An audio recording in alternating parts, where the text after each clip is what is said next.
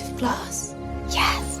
Corsets, painful heels, brutal prosthetics, oh my. To bring the Disney fantasy world to life, these actors had to endure not-so-comfortable costumes, makeup, and prosthetics, all in the name of art. We've got 15 of the most painful costumes Disney actors have worn in films coming your way.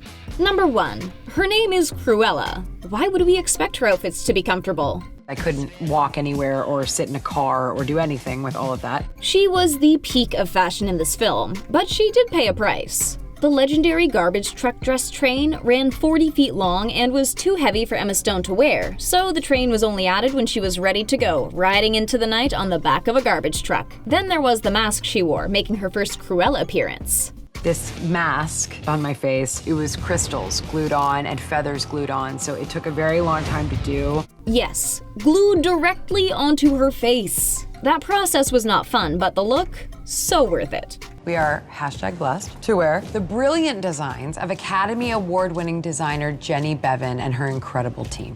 Number 2. Her wardrobe was as uptight as she was. Obviously, which I didn't eat because I couldn't get into anything because I was wearing a corset. Yeah, those corsets don't leave much room to breathe, much less eat. But what made it worse was the combination of costumes and accessories she was managing. I'm in a wig that's literally this high and heels that are that high. I've got a champagne glass in one hand and 3 dalmatians in the other. This seems like a disaster waiting to happen. That's not gonna be easy, you guys. Thompson pulled it off for the cameras, but it wasn't easy. I said I'm going to fall over, and I fell over.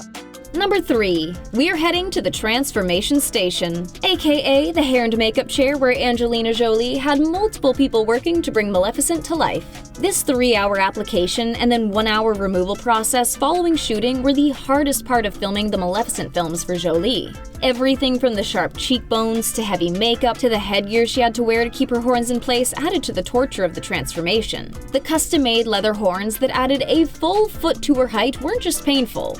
It made doing her job difficult as well, since the horns were often ramming into parts of the set and her surroundings for the first while. Eventually, she got used to it, but it never really got easier to manage. Oh, and don't even get us started on her 5-inch heels. Number 4. Sleeping Beauty wasn't so comfy when she was awake. Elle Fanning's wedding dress in Maleficent was stunning, but it didn't make filming very easy. The actress was pretty restricted, explaining, "It was tons of fabric. I couldn't walk or go anywhere without someone holding it up for me." Oh, and to make sure nothing happened to the dress between takes, Fanning got sent into a horse box all by her lonesome. Number 5. Those glass slippers aren't all they're cracked up to be. It doesn't fit a foot. Because it's made of Swarovski crystal. I know it's too much.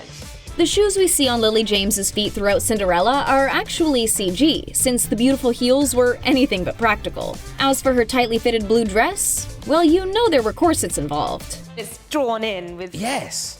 Very tight. Just getting into that outfit took 45 minutes. That included about 12 layers of costume. As uncomfortable as it was, James made the situation a bit worse for herself because of her on-set drink of choice. I drank quite a lot of Coke and I was burping a lot in the corset. Take note, all future Disney princesses. Corsets and Coke are not a good combination. Number 6. Prince Charming was feeling real constrained in those pants of his. It's Disney and I'm in skin-tight trousers. Yes, he was. Richard Madden knew that period costumes for women were usually uncomfortable, but after his experience filming Cinderella... Let me tell you something. Like, it's nothing compared to what the boys have to go through. Part of his costume involved tightly fitting jock straps, and the process of finding the right one was rough. Which was just basically a corset for men, you know, it was like tears welling in eyes. I'm gonna be sick. Not only was he uncomfortable physically, Madden wasn't so crazy about how exposed he was. It was very constraining in ways I'd not imagined.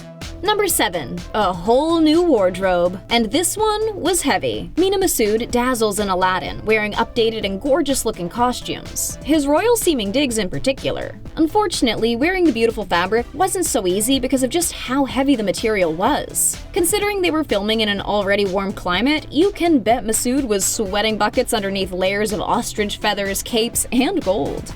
Number 8. Being a princess can be great, except for when it comes to the outfits. Aladdin saw Naomi Scott wearing beautiful dresses, like the royal pink dress. but she wasn't quite as happy wearing it as she seems on screen. The bodice itself was extremely tight, but what made it difficult for her to work were actually the gold coins adorning the costume. Director Guy Ritchie didn't want the dress to rattle too much, as the noise would ruin takes. But with that many coins and needing to, move around freely, well, it was a bit of a nightmare to pull off. Number 9. Are corsets comfortable in Wonderland? I wore a corset for the red dress and the blue dress at the very beginning of the film, and they were very painful. Okay, so turns out they are just as uncomfortable no matter where you wear them. Poor Mia Wasikowska was struggling to film at times, feeling extremely restricted and distracted because of the pain. Like the pro she is, though, this actress made it work. And it set her up well for enduring corsets in future projects, too.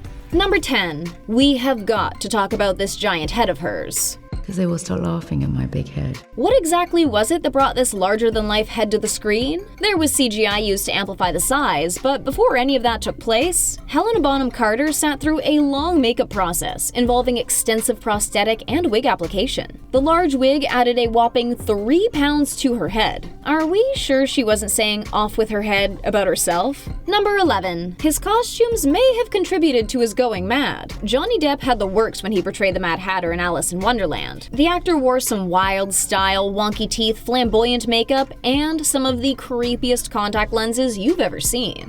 One of them painted just ever so slightly off. Those wild eyes were the most painful part of his transformation, making it difficult to work, but it didn't take away from his character at all. If anything, it helped him feel even more mad. If that didn't do it, then the long airbrush makeup process could have been what put him over the edge. Number 12. This beauty of a dress was a real beast to wear. And not in a good way. This iconic yellow stunner of a dress was glammed up with a whopping 2,160 crystals, on top of the multiple layers of heavy fabrics. One hardship Watson didn't have to endure, though, was wearing a corset. The actress outright refused to wear one, not wanting to be more uncomfortable than she really had to be while working.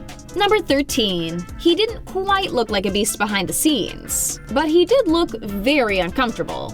And it wasn't just Dan Stevens who struggled with his outfit. Figuring out how to dance with Dan on stilts, pretty difficult. Stevens was wearing a 40-pound mocap suit throughout filming, and to make matters worse, he didn't even have a stable base. This guy was casually walking around in stilts, or at least trying to. Or walk down the stairs. That was quite tough. Heels are rough, but 10-inch stilts? That's a whole other level.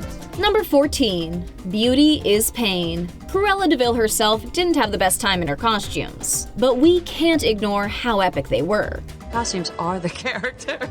Among her many elaborate outfits were very high heels. She wears, 4-inch spike heels. And restrictive clothing. While the actress wasn't so comfortable performing, these costumes also seemed to put off her canine co-stars. They don't want to have anything to do with me. To be fair, knowing her history, we can't really blame them. Number 15. Honestly, what can't Mulan do? We are beyond impressed by her on-screen combat skills. But who knew the armor, sash, and panels she had on during this epic battle were composed of 40 feet of material? While the whole outfit looks fitted and like it flows well, it really restricted her ability to move, especially when it came time for those acrobatic stunts. And I think it really helped. We knew beauty was pain, but these costumes? Yeah, we take a hard pass on most of them. Which costumes do you think would have been toughest to work in?